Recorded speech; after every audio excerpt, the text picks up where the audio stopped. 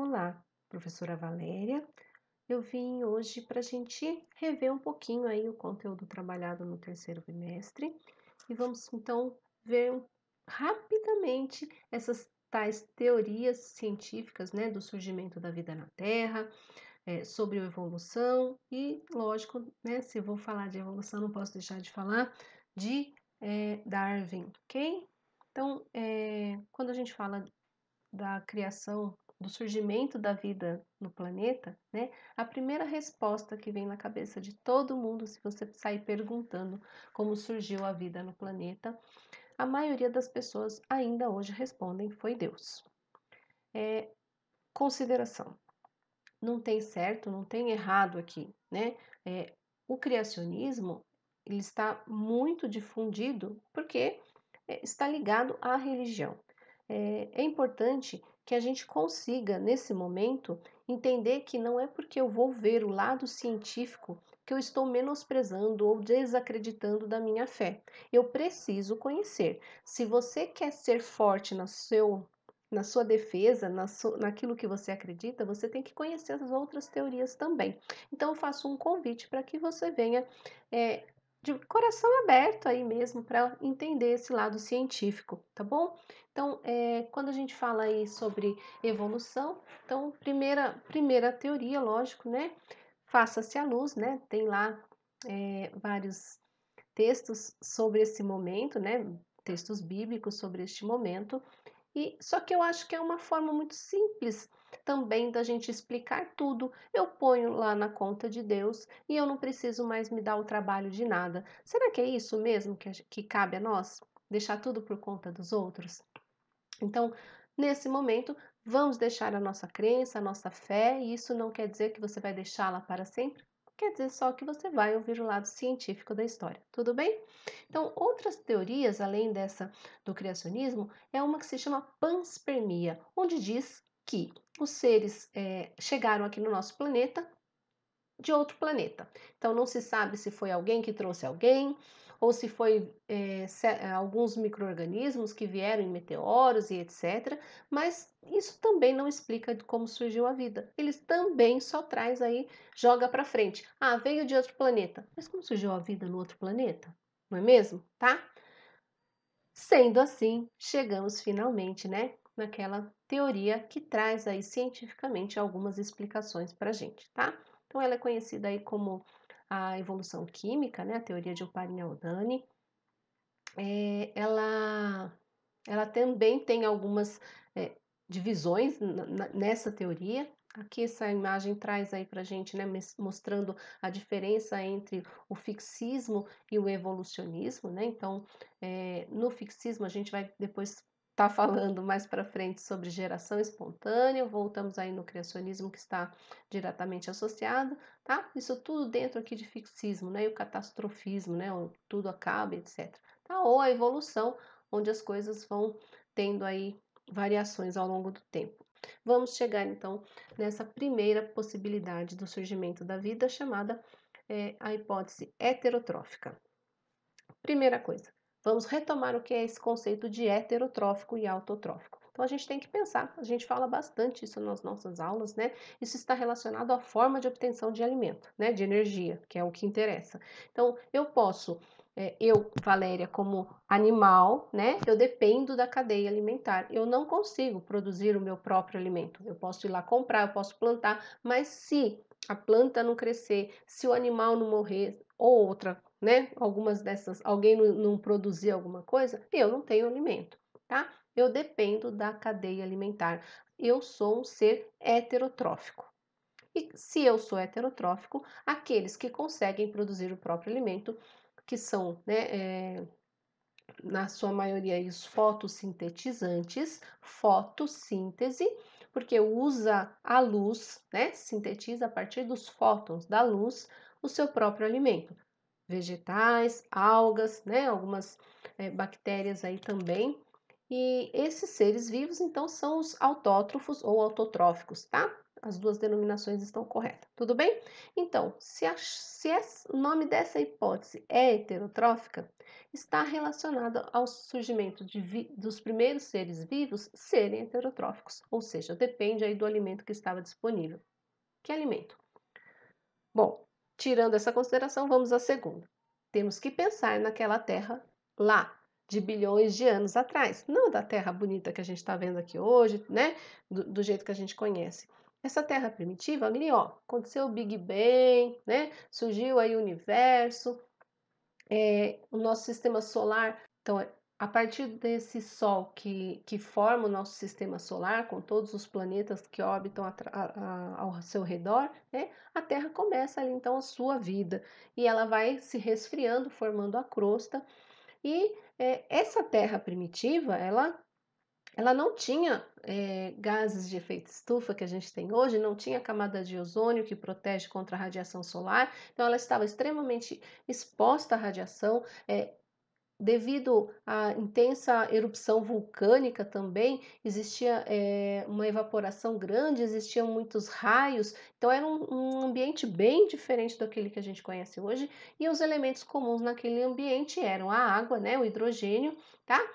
O metano e a amônia. Então era isso que tinha para começar a vida no planeta. Terceira colocação, isso aqui tudo, gente, é ao longo de tempos, tá bom? Não é hoje eu fiz isso, amanhã já estou ali, pronto, acabou.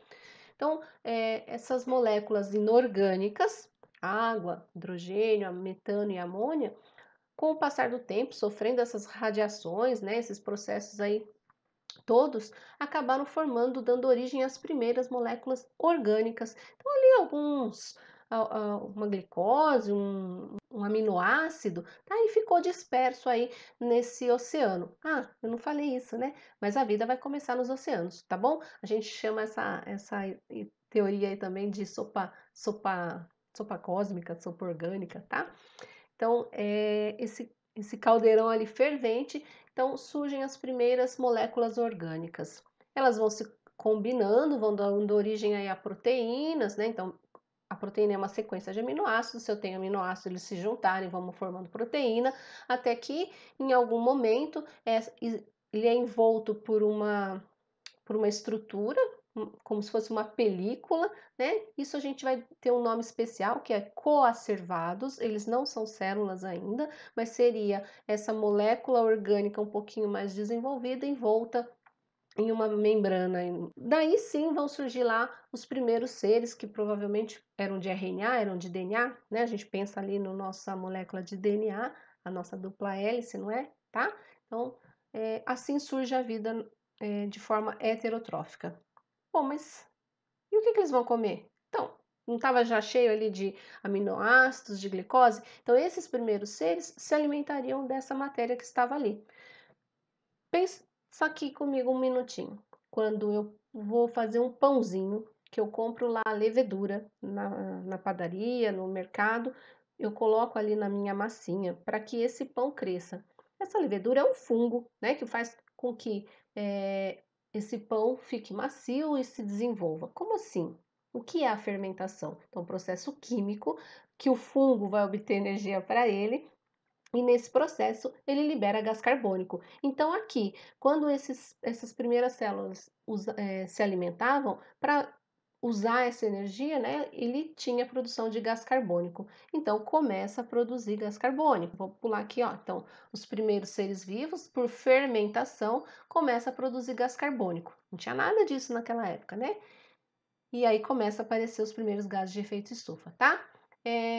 Começa a diminuir o alimento ali, porque começa a aumentar a quantidade de seres vivos, começa a diminuir o alimento disponível.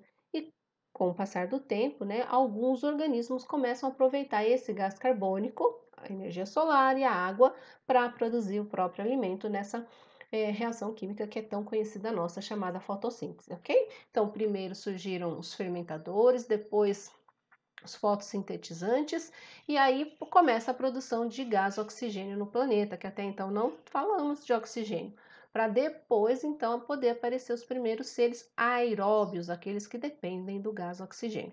Tudo bem? Então, Primeira teoria aí de surgimento da vida na Terra acontece nos oceanos, na superfície dos oceanos, dessa Terra primitiva totalmente estranha e perigosa para a gente, tá bom? Tem a outra também. A segunda é uma hipótese autotrófica. Qual que é a diferença?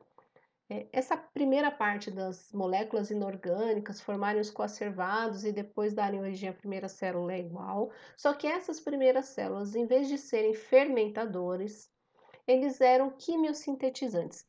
É importante falar também que essa teoria ela não acontece na superfície dos oceanos.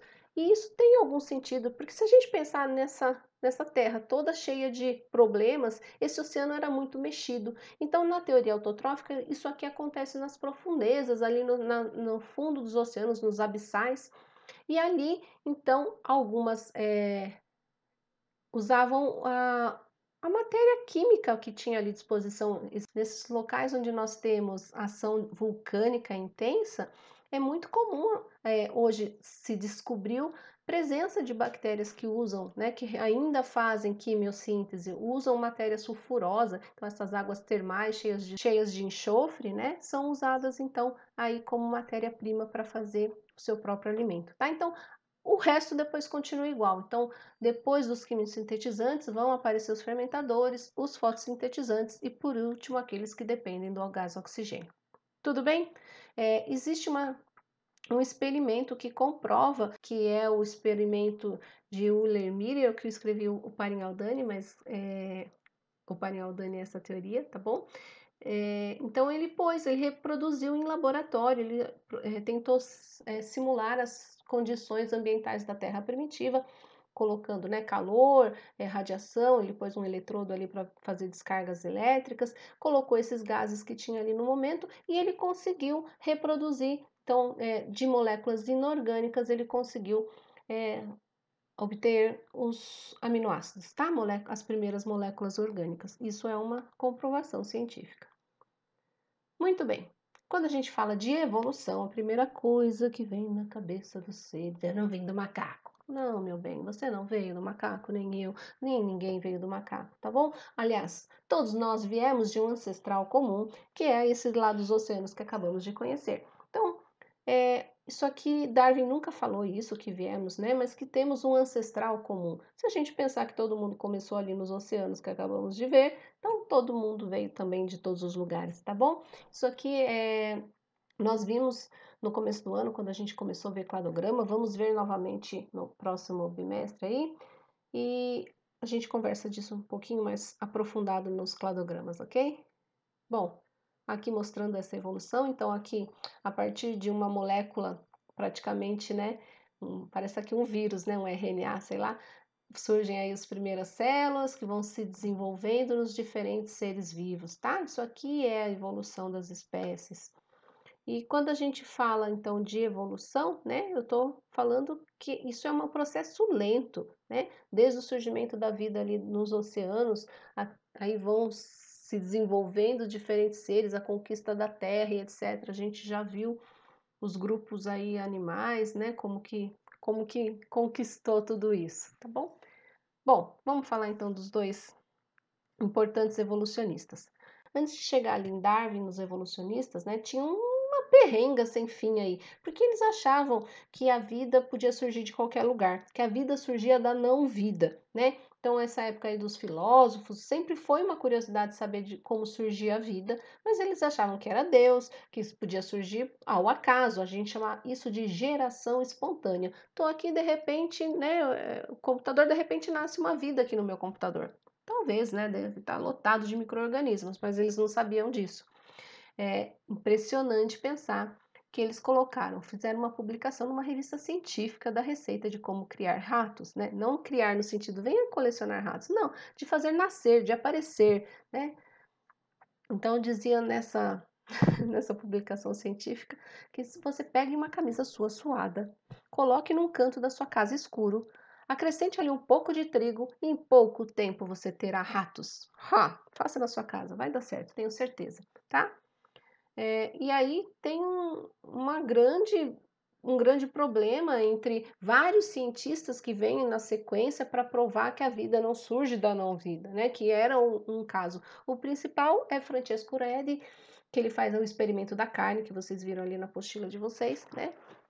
Onde ele deixa carne aberta e carne tampada e só aparecem larvas na carne aberta, lógico, né? A mosca entrou e botou o ovinho. Mas eles não tinham esse conhecimento, gente. Olha só quanto a gente avançou. Ufa, né? Precisamos avançar um pouquinho mais, hein? Estamos atrasados com as ciências aqui no Brasil.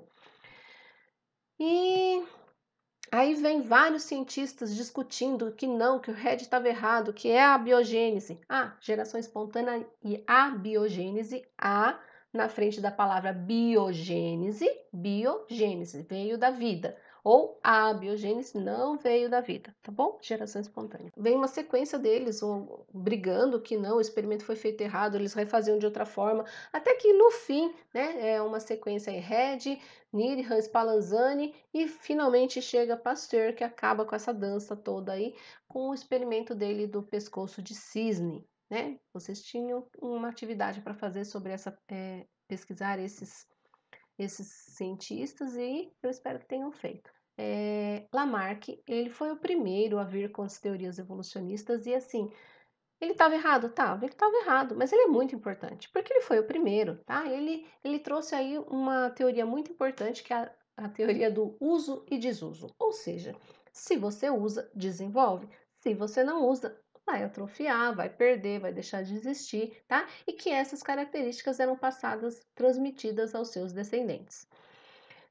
E aí começa o problema, né? Porque vamos pensar que se eu fizer musculação, o meu filho nasce muscuzudo?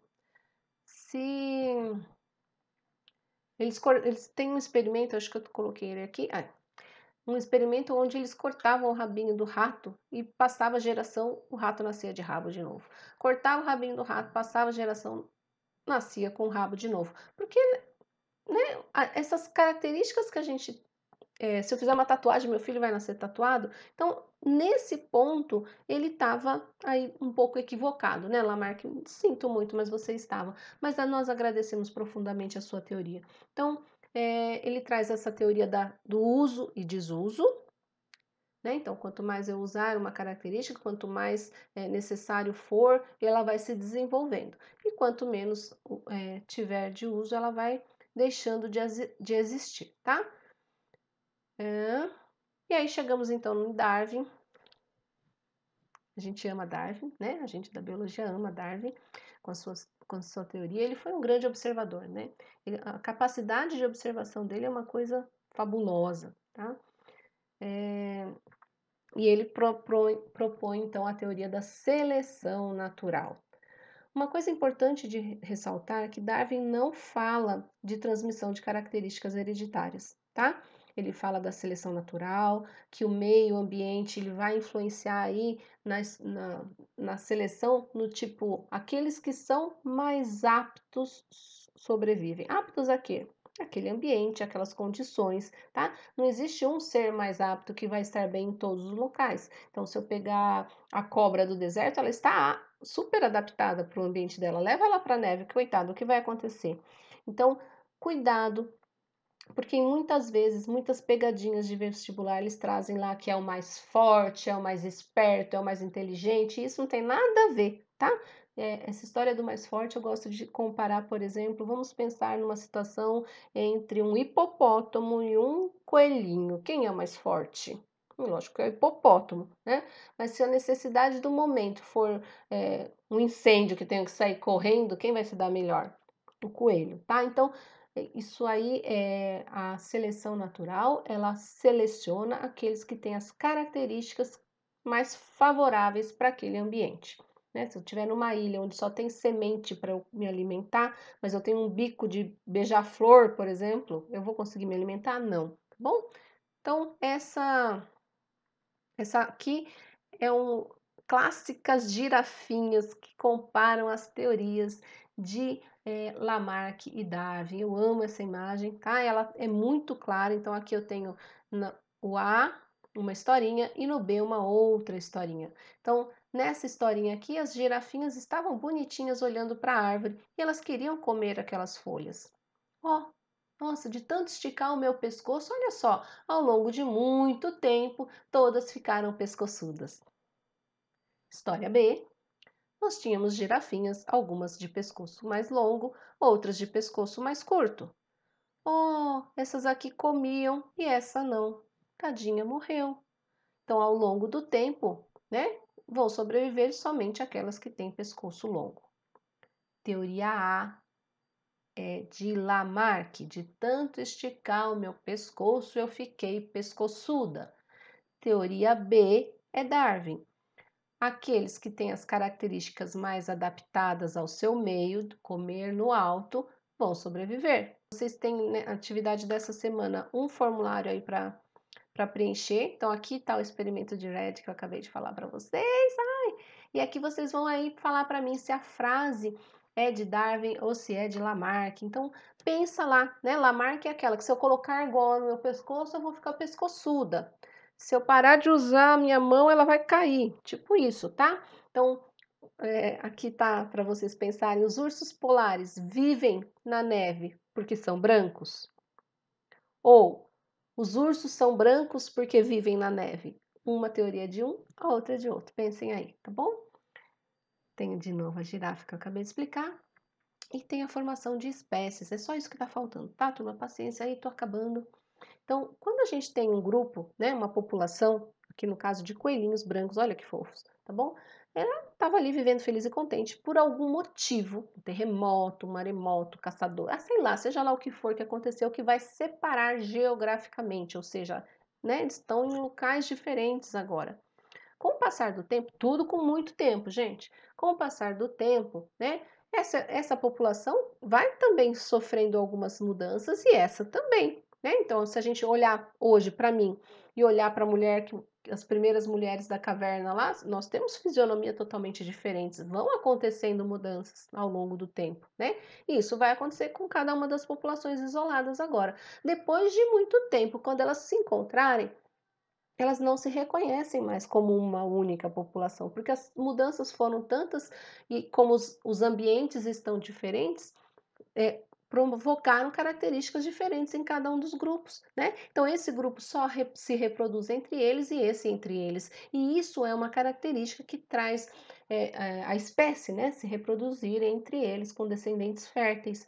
E isso, então, o isolamento geográfico, ter separado as populações, leva à especiação, leva ao isolamento reprodutivo, porque eles não vão mais se reproduzir entre si. Tudo bem? Dúvidas? Chamem, prova semana que vem, estudem. Qualquer coisa, estamos aqui. Obrigada, viu, gente? Até.